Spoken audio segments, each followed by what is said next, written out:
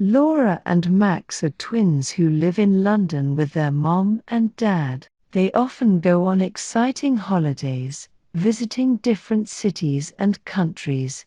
This summer, they are staying in a small cottage in the countryside, in a village called Stone Cross near Salisbury. Max and Laura aren't very happy. Max finds it boring because the cottage is in the middle of a field, and Laura wonders why they are going there. Their dad is tired and wants to relax and sleep a lot, while their mom loves the countryside, wanting to walk and paint. She describes it as a beautiful part of England full of culture, tradition, and mystery. Max and Laura are curious about the mystery. The next day, Uncle Stephen and Auntie Barbara arrive with lots of suitcases. This year, the two families are going on holiday together. Mom drives the car, and Dad is sleeping as usual. Uncle Stephen and Auntie Barbara follow in their slow, old car. 2 hours later, they arrive at Stone Cross and find their cottage in the middle of a field. There are green hills, beautiful cottages, flowers, sheep, and cows everywhere. Max and Laura think it's lovely, and Mom and Auntie Barbara think it's perfect. Dad is still sleeping. Uncle Stephen, however, appears to have a serious and mysterious expression, and Auntie Barbara is concerned. They all go inside the cottage to unpack, but Uncle Stephen hesitates and looks worried. Mr. Carter and Mrs. Black take care of a big cottage with 4 bedrooms and 2 bathrooms. Upstairs, there are bedrooms, and downstairs, there's a kitchen, a living room, and a study. Uncle Stephen is a historian, which means he studies history. Laura asks what he does exactly, and her mom explains that he writes books about history, and tries to understand things that are hard to understand, like the mystery of Stonehenge. Laura asks about Stonehenge's mystery, but no one really knows. Suddenly, there's a knock at the door. Mr. Carter, who looks after the cottage, comes in. He makes sure everything is okay and offers help if they have any problems. Mom remembers that Mr. Carter is the caretaker who looks after the cottage when no one is staying there. He mentions that Mrs. Black is coming soon, and they should be careful. Mr. Carter goes out. Mom asks who Mrs. Black is, and Max wonders if she's dangerous. Laura jokingly suggests she might be a witch from Stonehenge, and everyone laughs. Uncle Stephen advises them not to talk about things they don't understand. Then, there's another knock at the door. Max opens it, and a friendly woman named Mrs. Black enters. She's a housekeeper who helps with cooking and cleaning when families stay in the cottage for holidays. Mrs. Black lives in a different cottage in the village with her son. Later, they have a big dinner and say goodbye to their new friend, Mrs. Black. They are very tired, and everyone falls asleep, except Uncle Stephen, who can't sleep because he's thinking about his book. In the morning, Laura and Max decide to explore the small village of Stone Cross. Their mother tells them to come home for lunch at 1 o'clock. In the village square, they find a post office, a bakery, a greengrocer, a newsagent, and some other small shops. Max suggests buying something to drink from the newsagent because it's very hot. A woman is working there, and they greet her, but she doesn't smile and looks at them with cold eyes. She asks if they're from Stone Cross and what they want. The woman is not very friendly but sells them 2 cans of Coke. They pay her, but the woman remains unfriendly and mentions that tourists don't usually come to Stone Cross. Leaving the shop quickly, they find that everything is normal in the square. Max comments on the strange people in the village. As they walk along another street, they encounter a man in a dark suit with a unique tie design. The man greets them and asks if they're on holiday and if they're having a nice time. They introduce themselves, and he asks about their uncle, Stephen Morel, who is a famous historian. Max asks what their uncle is studying, but the man doesn't answer. Laura decides it's time to go home for lunch and stops the conversation. The man, Martin Knight, suggests meeting again tomorrow and learning more about their uncle's old book. Max agrees, and they leave. Laura tells Max that she didn't like the man because he was too curious about their uncle and his books. They head back home, and Laura apologizes for her suspicions, reminding Max that not everyone in Stone Cross is strange. They mention Mrs. Black as a normal and friendly person. It's nearly time for lunch, and they must return home. When the twins get home, everyone is waiting for them, including Mrs. Black. She asks them what they think of the village. Laura responds that the village is lovely, but some of the people are strange. Mrs. Black laughs and explains that not many tourists visit Stone Cross, so the people aren't used to seeing outsiders. Auntie Barbara asks if they are ready to go to Stonehenge that afternoon, and Mrs. Black mentions that it's just a circle of old stones, nothing special. Stonehenge is located near the village of Stone Cross, and they take the cars to reach it in 20 minutes. Laura spots it first and excitedly points it out to everyone. The stones are surrounded by a fence, and people can't touch them, but they can get very close and take photographs. They decide to get audio guides that tell the story of Stonehenge while they explore. They start walking around the enormous stone circle, with Uncle Stephen going in the opposite direction to read his old book of mysteries. He seems lost in thought,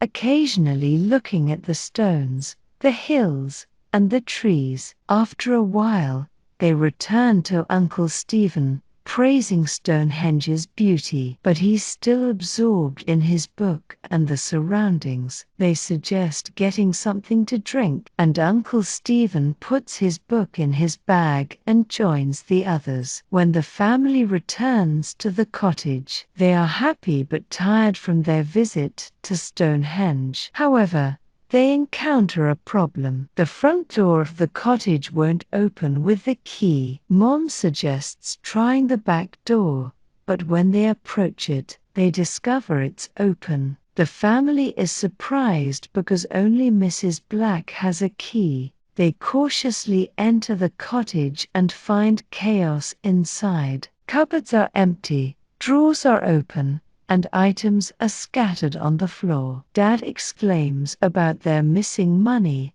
and Mom is concerned about her jewelry. Uncle Stephen wonders what's missing, and they consider phoning the police. They check the rooms but find that their money and Mom's jewelry are still there. The thief doesn't seem interested in these valuables. Uncle Stephen holds up his old book of mysteries and suggests that it's what the thief wanted. He explains that the book may contain a secret code related to Stonehenge. The twins are curious, and Uncle Stephen further explains that some believe Stonehenge is like an ancient computer, connecting information with other ancient computers worldwide. Laura mentions the pyramids, and Uncle Stephen elaborates on how these ancient computers may have had knowledge about stars, energy, mathematics, and communication. He's concerned that the book,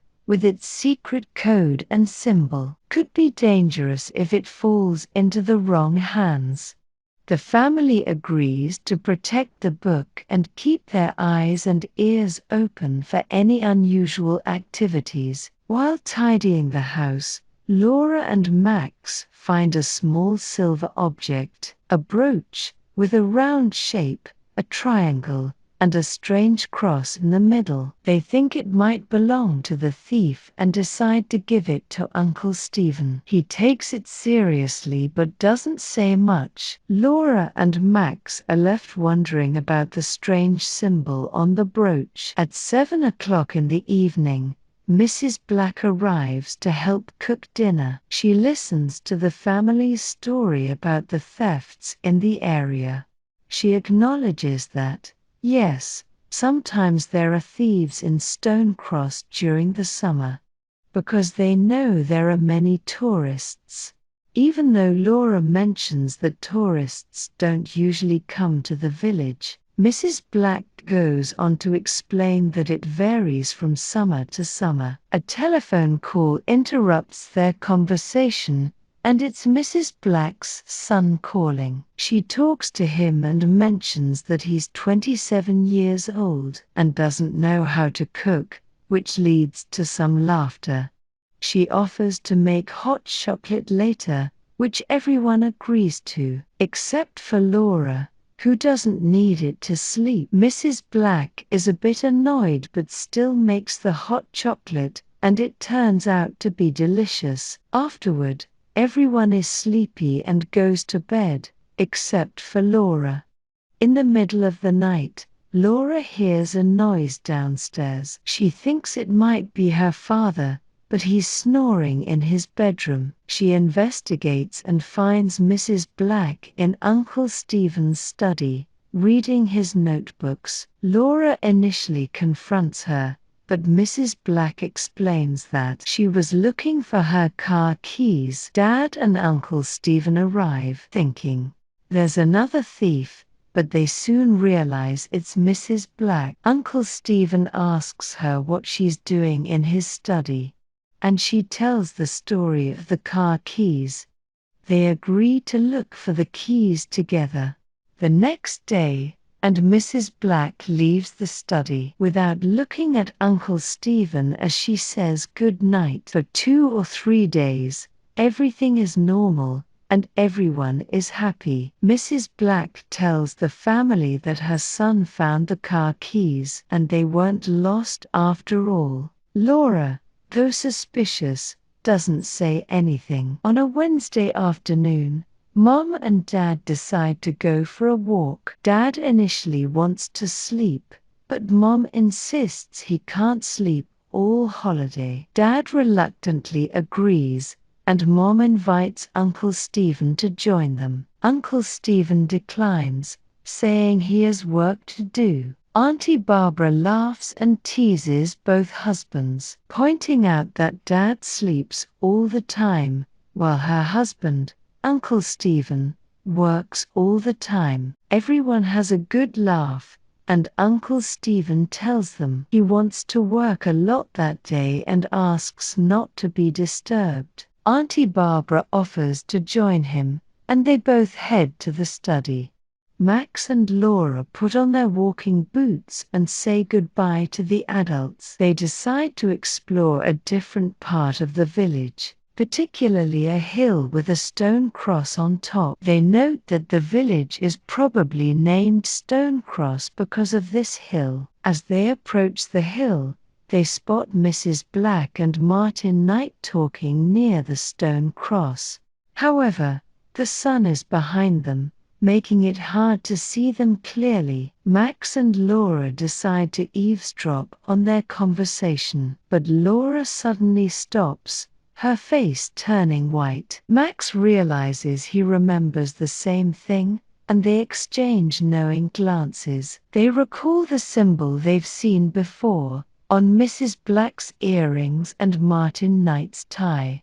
They realize that Mrs. Black and Martin Knight both know the thief, or might even be involved. Laura remembers Mrs. Black reading Uncle Stephen's notebook and Martin Knight's suspicious questions. The twins decide to go home and tell Uncle Stephen what they've discovered. As they start walking back home, they wonder where Mrs. Black and Martin Knight have gone, but two dark shadows on the hill are watching them from behind the stone. Uncle Stephen is happy that he can finally work in peace. He makes a cup of tea and heads to his study. On his desk, he finds the old book of mysteries and the silver brooch with the strange symbol. He takes the brooch in his hand and examines it, realizing that it's part of the mystery. As he studies the brooch, he notices that the circle resembles Stonehenge. The triangle resembles the nearby hills,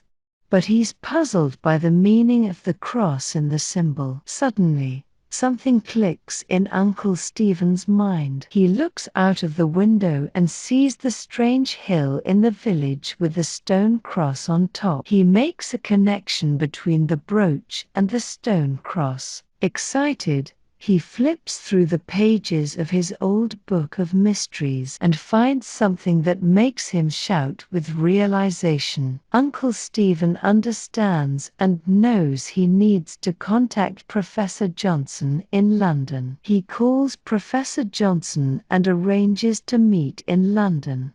As it's not safe to keep the book at the cottage, there's a train at 5 o'clock in the evening, getting to London at 7 o'clock. He thanks Professor Johnson and hangs up. As he sips his now cold tea, a shadow appears in the doorway. Uncle Stephen is surprised to see Mrs. Black, and he asks her angrily why she's there since she doesn't work that day. Mrs. Black, with her earrings shining, boldly declares that she wants the book. She tells him to give it to her. Max and Laura play near a river for a while, and then return to the cottage. They find the door locked, so they knock. Mrs. Black answers, holding a rolling pin, and tells them she's making a chocolate cake for lunch since Uncle Stephen isn't feeling well. Max and Laura are suspicious because their uncle is never ill. They insist on seeing Uncle Stephen, but Mrs. Black blocks their way. She claims a doctor is with him. The twins don't believe her and push past to find the study empty. They rush upstairs to Uncle Stephen's bedroom, where they find him tied up with a bump on his head, but he's still breathing. In the room, they also find Martin Knight, who reveals his sinister intentions to take Uncle Stephen's book and discover the secret of the stones. Just then, Mrs. Black arrives with a rolling pin, and Max realizes she intends to harm them. Max pushes Laura out of harm's way, and they both run. Laura manages to escape outside just as they hear a police siren. The police arrive and apprehend Martin Knight and Mrs. Black, putting them in handcuffs and taking them away in a police van. Laura calls for an ambulance for Uncle Stephen, and Max thanks the police. Meanwhile, Mr. Carter, an old man, arrives and offers Max his support, mentioning that he knows the people and the place. Max expresses his gratitude, and Mr. Carter suggests they have a cup of tea together. The next day, everyone is at the hospital. Uncle Stephen is in bed, and the doctor says the only problem is the bump on Uncle Stephen's head. He opens his eyes, confused about the day. Barbara informs him that it's Thursday and greets the family. However, Uncle Stephen has no memory of their summer holiday in Stone Cross. The children try to jog his memory, mentioning the symbol, the brooch, and the old book of mysteries, but he can't recall anything. A policeman arrives and explains that the criminals, Martin Smith, and his mother Dorothy Smith are part of a secret organization called the Black Knights. They sought the secret of Stonehenge to gain wealth and power. Uncle Stephen is the only one who knows the secret, but he can't remember it. Uncle Stephen apologizes, and the family decides it's best to leave the stone's 5,000-year-old secret undisturbed. They agree that perhaps they can find another secret during their next holiday. Max and Laura suggest they might have more adventures at Christmas, and everyone shares a laugh.